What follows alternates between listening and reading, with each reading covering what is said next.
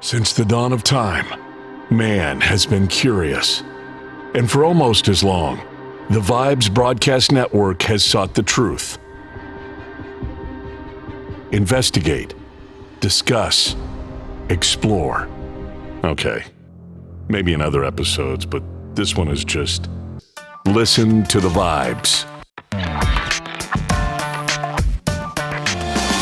The views and opinions of our guests may not necessarily reflect those of the host or the Vibes Broadcast Network.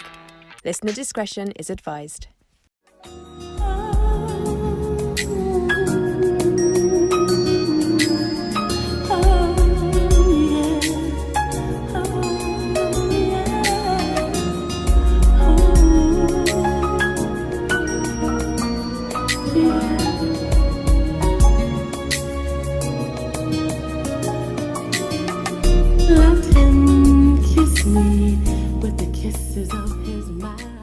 Welcome, everyone, to another episode of Listen to the Vibes. And I'm very privileged to have the Yaya Diamond here. She is a host of her own show and a radio show. She's a singer.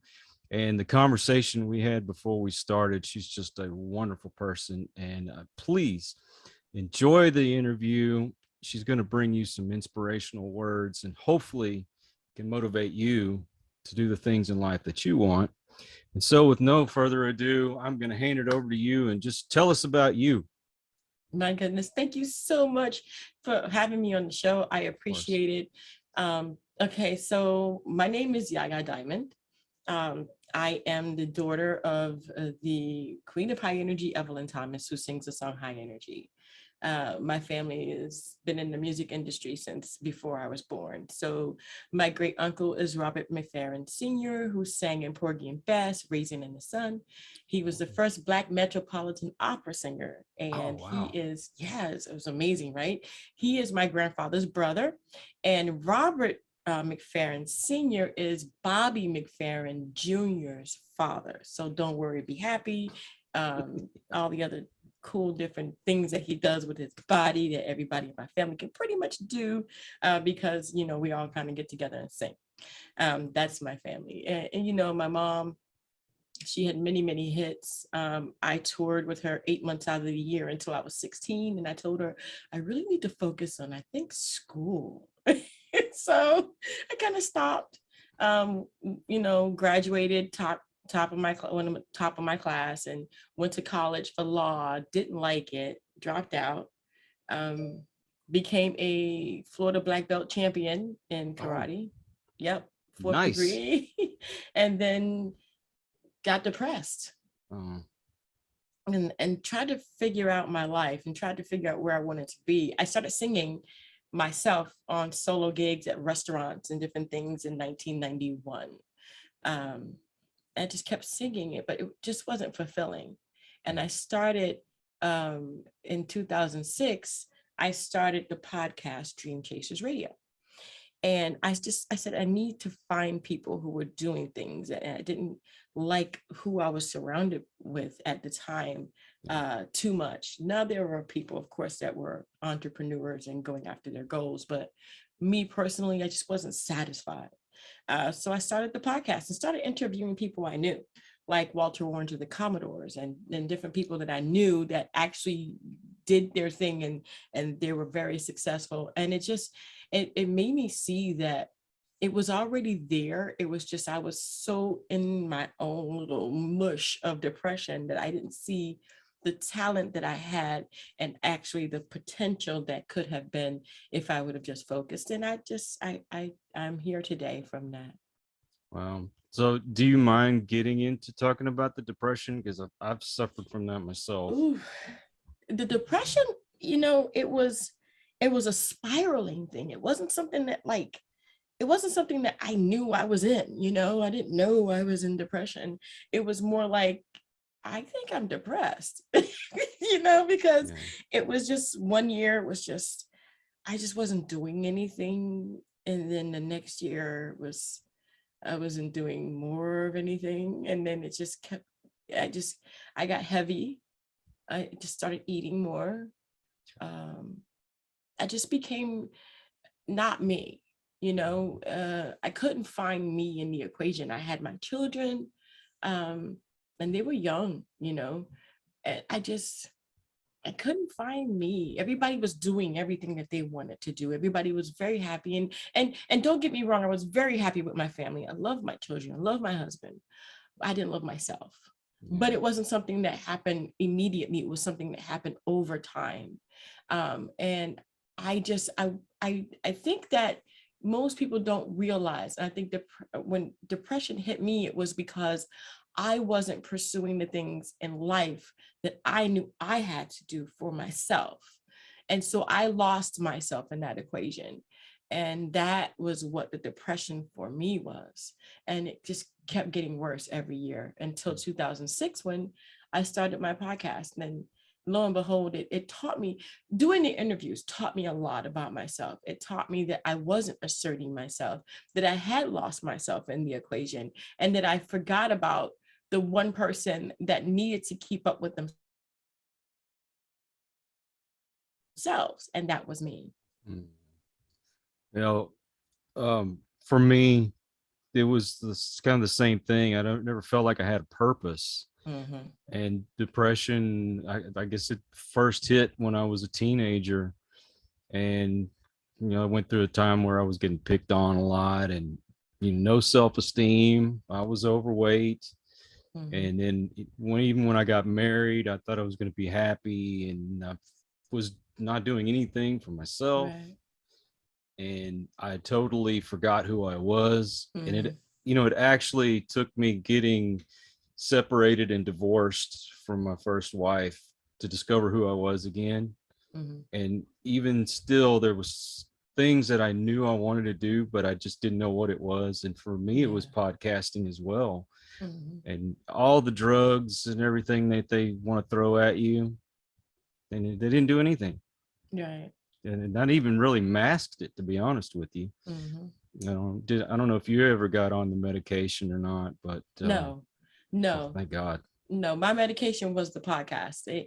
I didn't want to get on medication. I kind of figured that, everything has its own cycle. I just wasn't in it.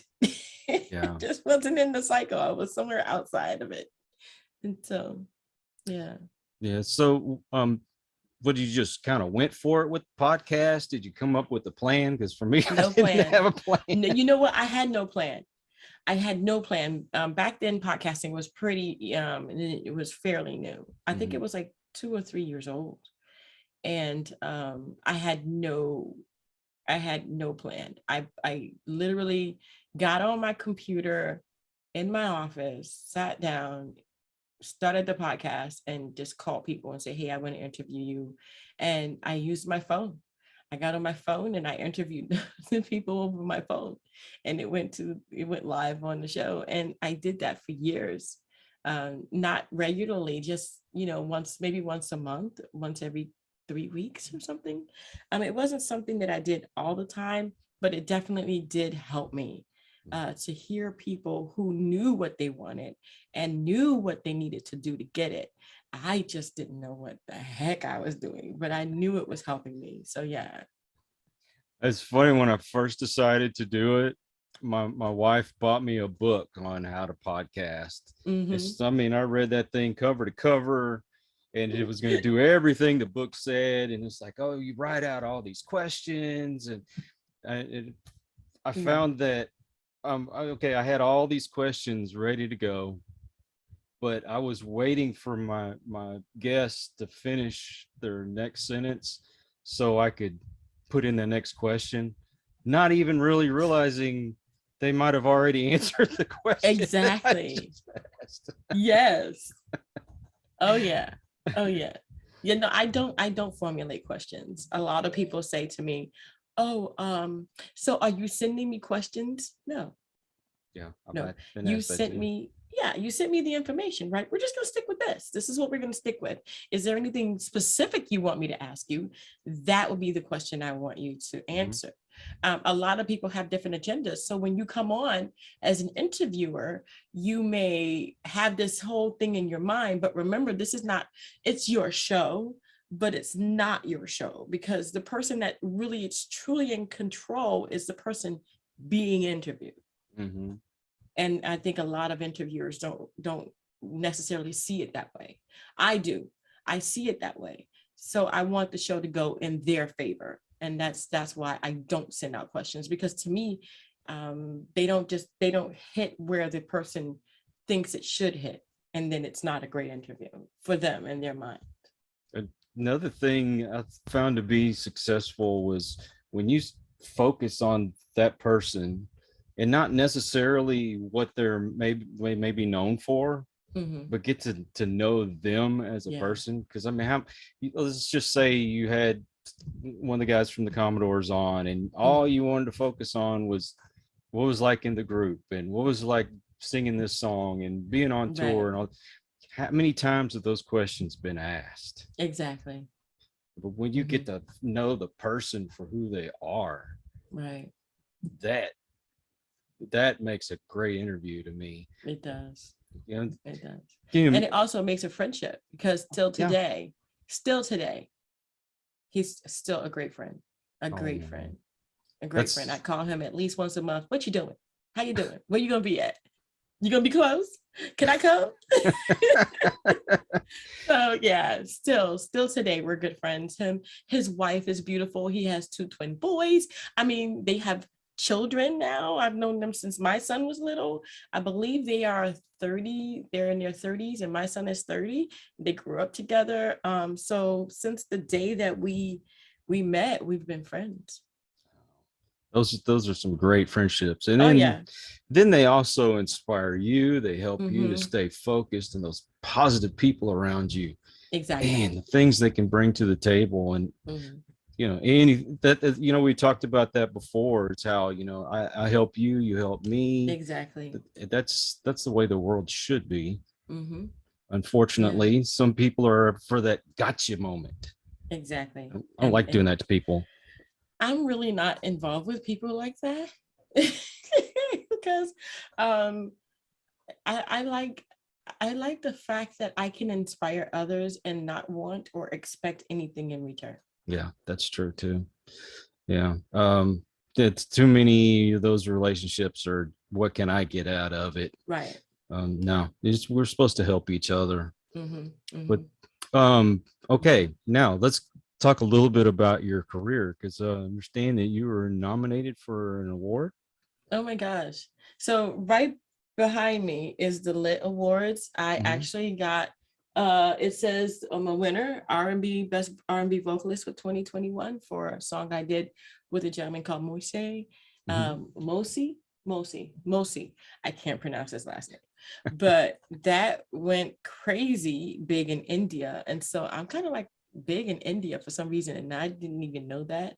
But and I've done a couple more, and basically what those songs are is awareness songs, and we did those, and I just did them as a donation to bring awareness to children and different plights that are happening in India and all over the world. So that was one of the awards I got. I went up for 10 Grammys now, so I wasn't in the top 4, but I was on the ballot 10 times, which is kind of cool. And I'm also a Florida Music Hall of Fame nominee. Oh, see, amazing. That's to have those going. I didn't know that was happening. I didn't know that was happening. I was just doing what I do. I just, after 2006, I swore to myself that I would just let it go.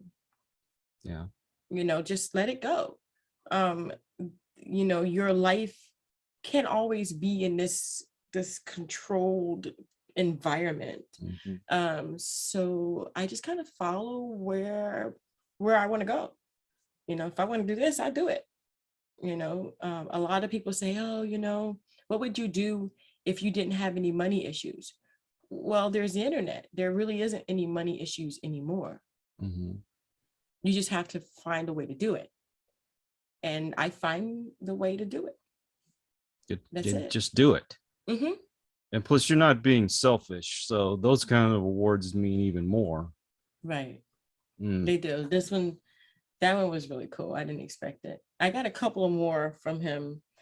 from different things. They're around here somewhere. I'm reorganizing my office, so they're everywhere. But yeah, I got a few more, but that was the latest one. Mhm. I really liked the wedding song that you did. Oh, thank you. I did it with a friend of mine called Carlton, Mhm. and he is he is an amazing vocalist, and we had so much fun recording that song. So And it wished was I'd known actually that before I got married. it was actually a wedding song that was requested by a client. Mhm. And the gentleman that was doing the music reached out to us and said, hey, can you sing this song? And we're like, sure. So we went in and sang the song for a specific wedding. And he's like, oh, can I put it out? I was like, yeah, go ahead, do whatever you want with it. So we put it out. What's it like to get on Spotify and see your name on there? I mean, just weird. It's okay. So you know how people say Google me. Okay, Mhm. so I Google myself because I just can't. It's pages and pages and pages because I've interviewed so many different people, and whenever I interview people, they tag me on their interview. So you'll see other people's names first, and then you'll see Yaya Diamond, and then you'll see interview with, and I'm like, oh my gosh. So there's like, I don't know how many pages of me interviewing people, and then you have the music, and then you have all the other stuff I've done, and the editing I've done for different movies. I've done editing for small movies like documentaries and stuff. So yeah, it's weird. It is really weird. So did you pick up the editing just on your own, or did you go to school for that too? You know, you know that thing I told you about where I just kind of let it go? Yeah. That was where I picked up the editing. It was like, okay, so I'm doing a music video. I don't have money to edit this. Okay, so I just recorded and edited it myself. And I found programs that are easy for me to use. I use Photoshop, which is the standard, but I only use it at the very end. I use Movavi, which is like one of those really easy editing apps that they have out. And it's getting really, they've done a lot of stuff to pick up with it, but I use Movavi, and then I pull it over to Adobe Photoshop to give it that movie look. Mm. And then I put it out. You know, I'm not like the best editor ever, but my stuff doesn't like slack. It doesn't slack, and it doesn't look bad, and it gets the point across, and I think it looks crisp and clean, and I do my best with the audio. You know, I have Pro Tools, so you know, I did it myself. I just learned. My mistake was telling people, oh yeah, I edited this myself. Oh, can you edit my stuff too? Well, see now, people ask me to edit stuff, and I say I charge, There you go. and they pay me. And that's how I do it. They pay me. I get small documentaries that come in, and they actually pay me. So I make money. You Hey. know, I quit my job in July because I didn't have time to do this and make money and do that and Yeah. pay them to work for them, because it wasn't paying me anything really to weigh what I was doing. It kind of was like this at the beginning, and then all of a sudden it did this. And then I was like, okay, bye-bye job. I can't anymore. That was So a good now feeling, wasn't it? it's a very good feeling when you're doing the things that you love, and you're following the things that you didn't understand back in the day. So the depression came because I wasn't who I thought I should have been, or I wasn't following who I should have been, or I was ignoring myself. And now I'm all into myself. It's not like as if I'm stuck up or anything. I just understand me, and I know what I want, and I know what I like and what I don't like. And it took me some time to get here, but the depression came slowly and it left slowly. So it's not something that kind of like left like in a hurry because I knew who I was. No, I'm still learning me, but Yeah. it's fun. It's fun.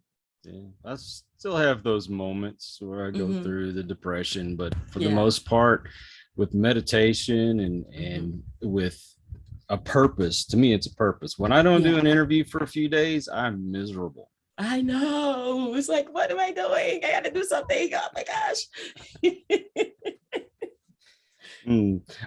I wanted to ask you about Come Together. Mhm. What made you pick that song? You're my husband. Oh, your husband, huh? Is he a He was Beatles like, fan? oh my gosh, yes. He's so encouraging. He came to me, he says, you have to do the song. Now listen to the song. You probably already heard it, but listen to it. I'm like, okay. So I'm listening, and then I'm kind of feeling it. I'm like, you know what? Yeah, because a lot of times he'll come to me with songs like, you got to do the song over again. I'm like, no, I ain't doing that. But Come Together just seemed right for this time. There's so many different people who are, doing different things, and just, it's just, we're so segregated, even though we're so together.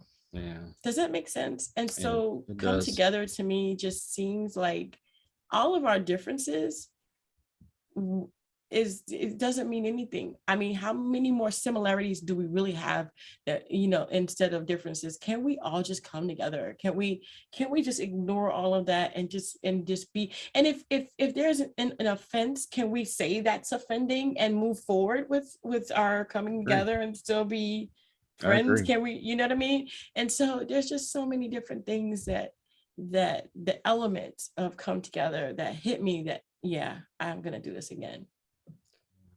And I hate referring to myself, but being that that's the only reference I have, my grandson will take him to the store, and he says hello to everybody. I don't care who you are. I don't care. Well, you could be rich, you could be poor. That's right. Whatever. But he says hi to everyone, and it always sparks up a conversation. They talk about how cute he is, and they'll stop and talk to him. Before you know it, we're having a conversation. And I love that. I miss that. Yeah. We kind of lost a lot of that when we got locked down, and you get to talk to your neighbors. Just amazing. I just that to me is the coming together, the children. Yeah. But of course, the Beatles song. Aerosmith has done it, and I love Aerosmith. It's like my favorite band. Hi guys. Really? Oh, yeah, it's my favorite band. Have you heard Delbert McClinton's version of that? I have not. Oh, you have to you have to send that to look me. that up. You know what? I'll do that when we get done. I'll send you over the link to the Spotify. But okay, I love his version of it too. Yeah, and do you know Delbert McClinton actually taught John Lennon how to play harmonica? No, I did not. Wow. Oh yeah, I can talk music all day too, by the way. I hear you. Wow. But I don't know. Are you on LinkedIn? I am on LinkedIn. So I'm Yaya Diamond on LinkedIn, also Dream Chasers Radio, or Yaya Diamond's Dream Chasers Radio. You can find it anywhere on LinkedIn like that. Yeah. I have met so many wonderful people on LinkedIn as well. And a lot of musicians. And what I like about those connections is those seem to be more real. Yeah. Opposed to, your Facebooks and Instagram and Twitter and all that stuff. You can tell that they're a lot more serious on LinkedIn. Yeah. Yes, definitely. So, I've reached out to several people that are in the music biz or in podcasting business, and I really like that platform. So if you're into podcasting, that's right. Go to LinkedIn. Definitely. Or Alignable. Definitely. Yeah, Alignable is great too. Yeah. So what's your plans for the near future? Oh goodness, 2022. Just step up my game. Do the things that I've always dreamed of doing, but never thought I could. Do my 30 seconds of craziness more often. So basically what that is remember the movie We Bought a Farm? Oh yeah. I do remember that. Yeah. Yes. So what was it? It was 20 seconds or 30 seconds or a minute or something like that of craziness where you do it and then you regret it later, but you did it. I do that a lot. So literally I'll just kind of like pick up the phone or I'll email somebody and be like, and just press send and just walk away and freak out. But 90% of the time after I've done it, I forget I did it. And then those people that actually are serious about getting back with me, get back with me. And then I freak out again, like, oh my gosh, they contacted me, so it works. It really does work. It really does. I mean, just take a moment to like clear your mind, do the thing that scares you the most. You know, that one thing that you've always wanted to do to progress your career, you know, in a good way. Mm-hmm. And Yeah, a good way. in a good way. And then you got to say that. And then and then press enter, send, or deliver, or whatever you have to do. Put a stamp on it, mail it, put it down the chute, and run away and scream. And I'm going to do more of that, because I find that I'm happier when I do that, because at least I did it. And then we can see what happens afterwards. But I did it. And lo and behold, you know, 50% of the time I get a reply, regardless of whether it's yes or no. It doesn't matter. They That's read true. it. They read it. So yeah, we gotta do more of that. What is like the craziest thing you've actually done though, that Okay, you can talk about? So I actually, okay, so the craziest thing I've ever done was say yes to joining a band. Normally I wouldn't say yes to join a band. So I joined a band. This was 2011, 2012, I joined the band. And they were like, I was on this yes thing. Okay, yes. As long as it was good, I said yes. Okay, so this is crazy though. I said yes to joining the band. About 2 years after that, the band leader came back to us and told us something. I'm going to tell you what it is in a second. And everybody was like, okay.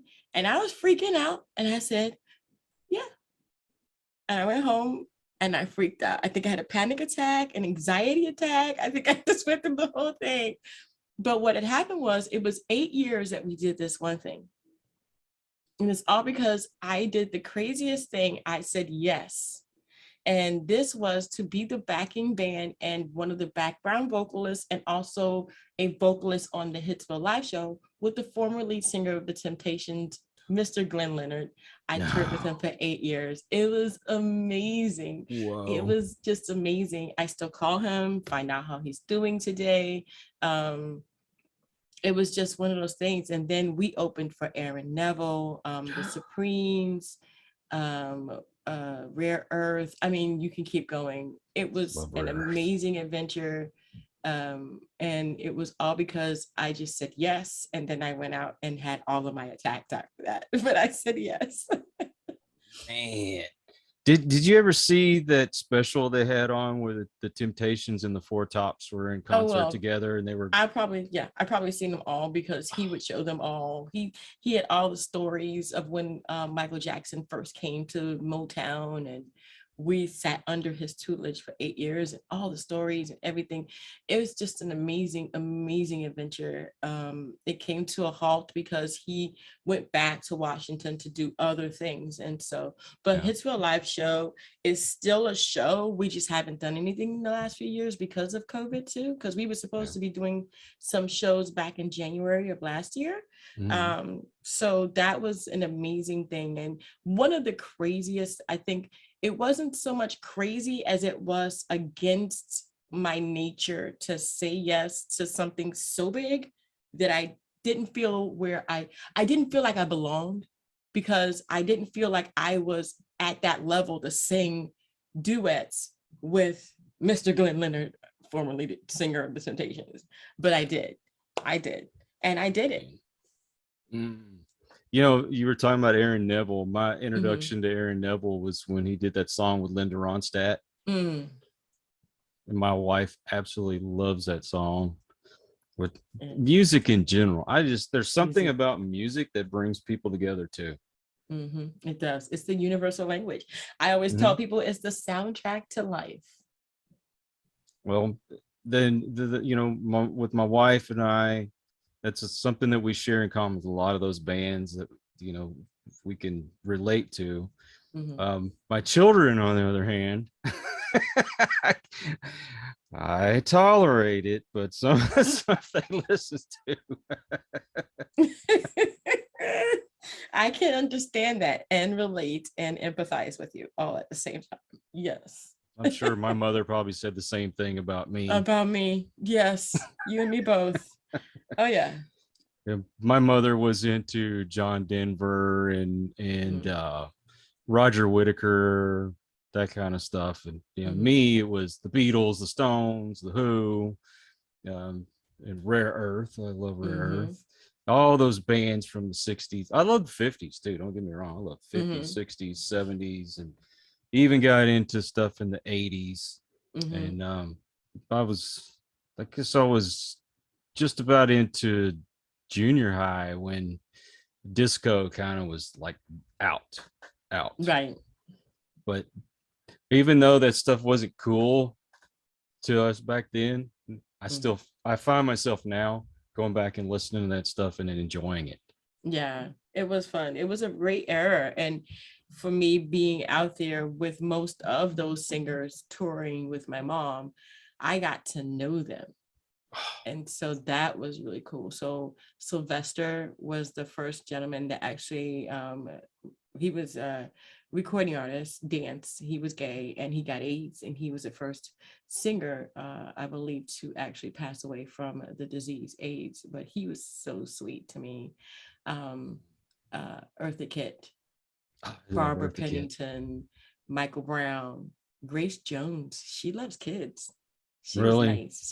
She was a nice person. She still is nice. I mean, she was a nice person. I was very little. My mom used to record in her studio. Wow. Wham, George Michael. He was so cool. Was George Michael cool? Yes, George Michael was cool. He was actually a part of some of the tours that my mom did. So I got to know him as well since I was 4 years old. And so literally it's like, when you're, it's so funny. A lot of people say, well, I went to regular school. When I came back to go to school, because I would come back occasionally, I had private tutors most of the year. But when I come back, people used to make fun of me or bully me because they said, oh, you think you're better than everybody. When all I really did was wanted to have at least one steady friend. Yeah. Never until I was about in high school. I started to have steady friends because I would opt out a little more at a time to go out with my mom. But yeah, that was amazing. And now that I'm older, I understand the iconic and just the privilege of being around some of these people are not even here anymore. Yeah. And it was just amazing. See, I'd give my right arm to been able to do some of the stuff you got to do. All right. Yeah, I didn't know. I was only a kid. I didn't know, yeah. And it was so funny. My mom and most people say, oh, well, you were raised with, Evelyn Thomas. She's my mom was very, very normal. She had this big, huge persona in the media and this very big song, and she had more hits overseas. But when we got home, I was the person that cleaned my dishes. I was the person that cleaned the entire kitchen. I washed the laundry. I mopped and swept the floors. I dusted. We had no maid. We never had a mansion. My mom had enough room for us, and we never had any elaborate anything. Nothing. So when I came home, it was like a double life I lived. It was more like, you go to school, hurry up, get ready. The bus is coming. Well, it's good to have the normalcy though. So, and my mom said, she says, you know what? And she told me, she said, this is my perspective. I cannot raise you according to my life. I have to raise you according to the life you may have. You may not have the same life as I have. And therefore you have to learn the essentials just like I did. I don't want you to be spoiled. You're not privileged. You have to work. Yeah. And my first job was McDonald's. And then there was Kentucky Fried Chicken. And I did a few other things. And then I ended up at the Unicorn, and the Unicorn was bought out by Whole Foods. So yeah, I worked. So that's good that she raised you that way, because look what's happened to a lot of those kids that grew up in that kind of lifestyle. I mean, look at Mackenzie Phillips, here's her mom and dad was in the Mamas and the Papas, and she was used to, dope and drinking at a very young age, and it liked it killed her. Yeah.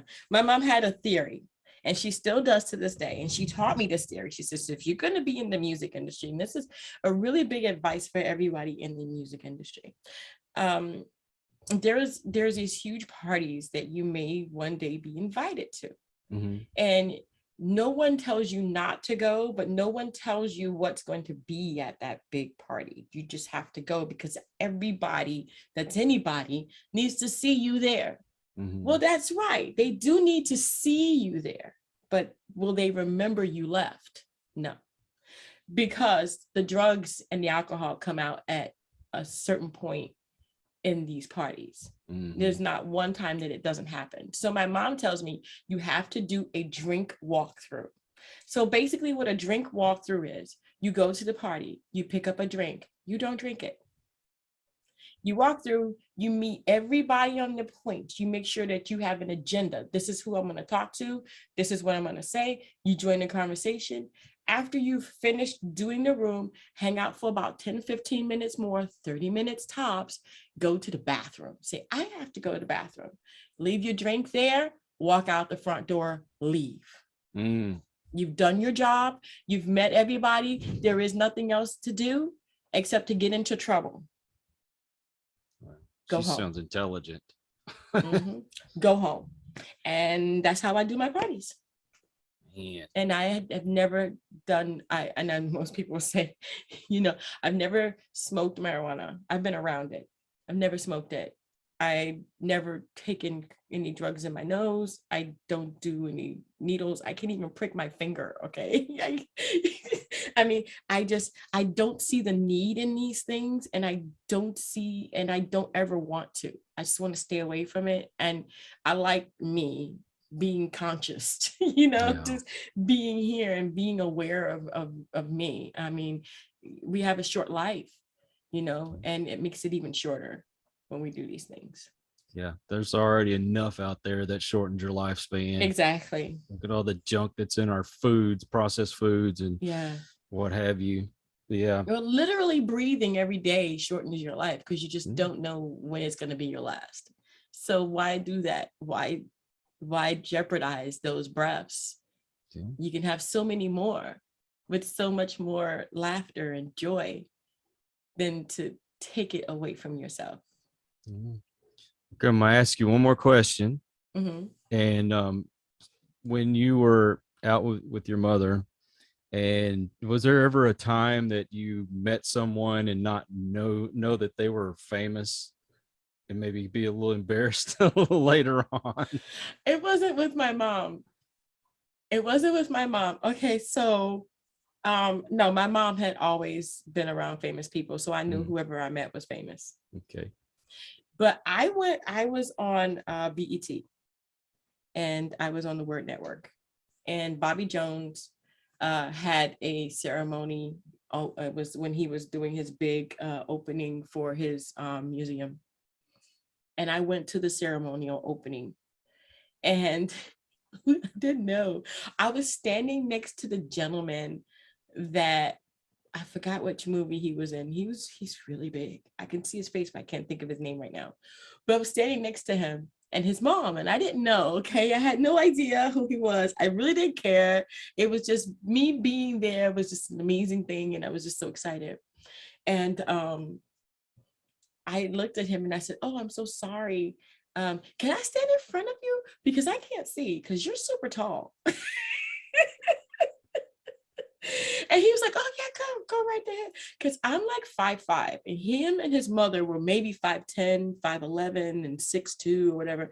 And so I said, "I'm not even going to be in your way, because literally I am like under your shoulders. So you're not even going to know I'm here."